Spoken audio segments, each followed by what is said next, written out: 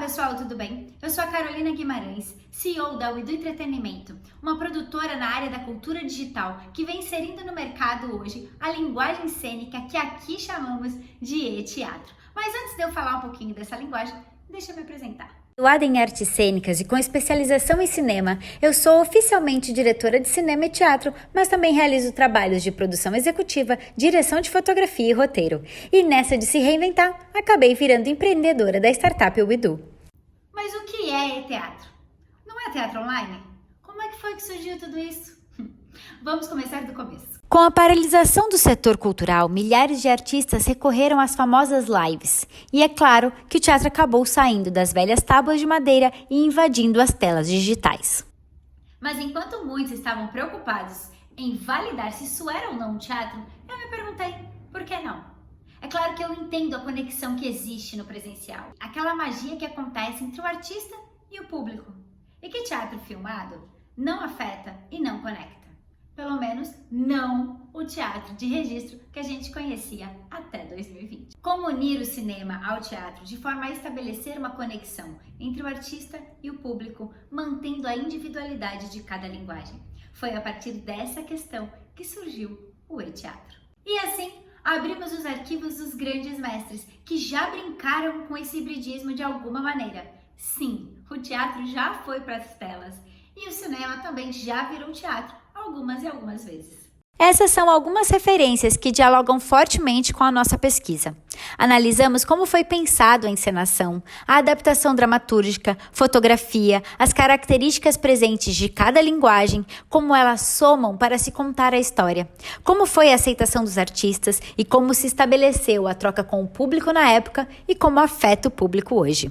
É claro que depois de tudo isso, além de ver toda a referência que estava acontecendo no mercado no momento, e sim, estarmos em pleno processo do e-teatro Fala Comigo, a nossa primeira produção, muitas e muitas outras dúvidas existiram.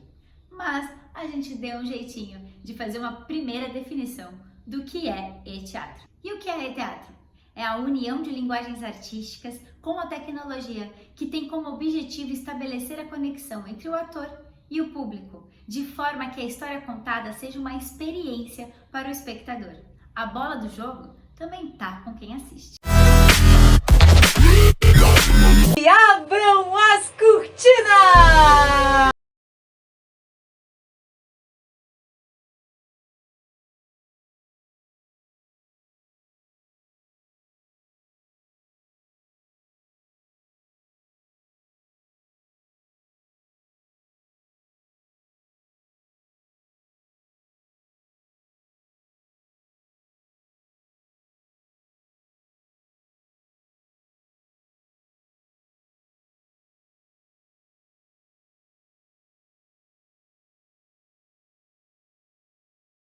Delongas.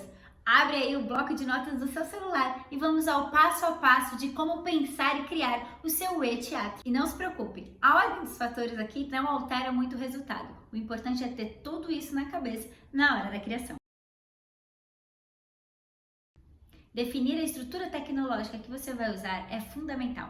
Entender se será ao vivo ou on demand, a escolha da plataforma, o que ela te oferece em relação à transmissão, a interatividade e quais são as suas funcionalidades. E se você vai precisar ou não de um software de broadcast. E claro, e o mais importante, entenda onde está o seu público. Pode parecer bobeira, mas escolher a rede que vai ser seu palco virtual faz você se conectar ainda mais com seu público ou mesmo atrair um novo público virtual.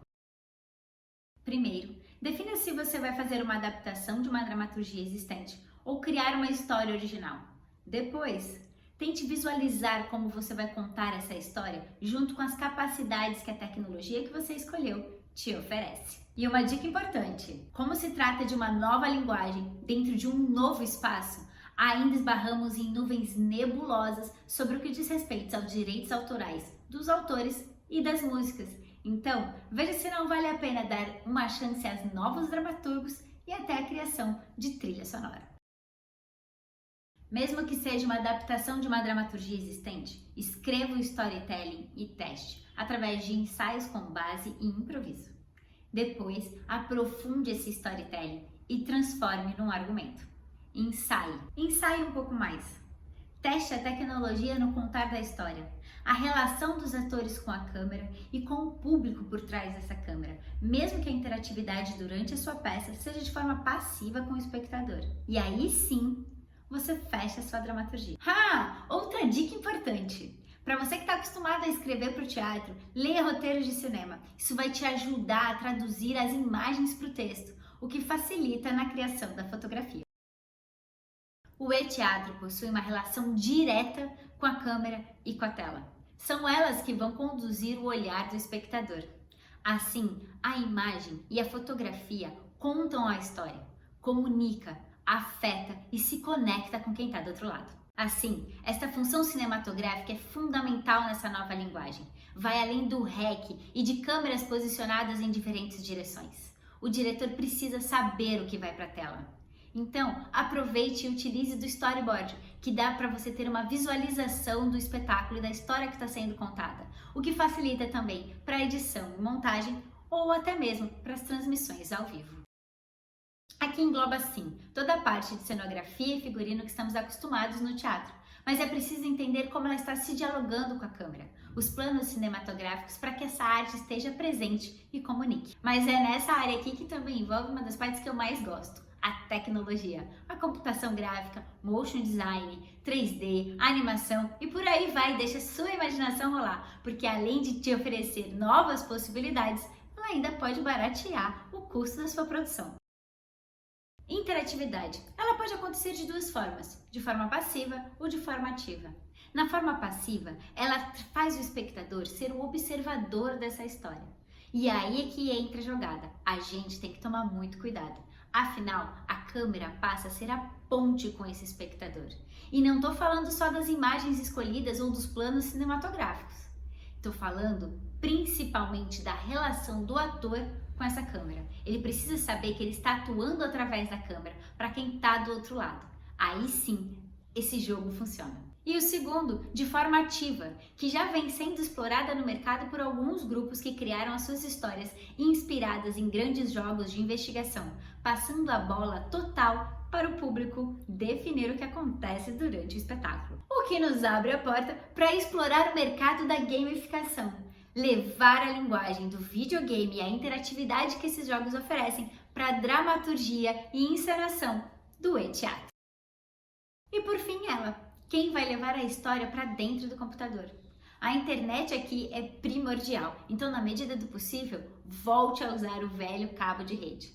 E claro, essa fase da transmissão está inteiramente interligada com a tecnologia que você escolheu, aonde vai ser seu palco virtual. Então, fica aí duas dicas importantes. A primeira, entender aonde seu público está na internet. Isso para mim é um dos mais importantes. Ela vai te ajudar não só a escolher como vai funcionar essa transmissão, mas também qual a melhor tecnologia, qual o melhor palco, qual a melhor rede, inclusive para a divulgação do seu espetáculo. E a segunda, talvez para alguns, o bicho de sete cabeças, que é explorar a tecnologia. Existem vários softwares de broadcasts e diversos aplicativos para tornar cada vez mais interessante e conectar de fato com o espectador que está do outro lado. Basta explorar. Não é o bicho de sete cabeças, dá para brincar, dá para ser divertido e, claro, além de ampliar os seus horizontes, ativa ainda mais a sua criatividade de criação. Então, explore a tecnologia e entenda um pouquinho dela para poder fazer um bom espetáculo. E, antes de finalizar, eu quero fazer aqui uma leve provocação, uma reflexão sobre o mercado. Eu sei que muitos artistas do teatro estão apostando e acreditando que esse formato vai se diluir e acabar por aí. É claro que ele vem diminuindo.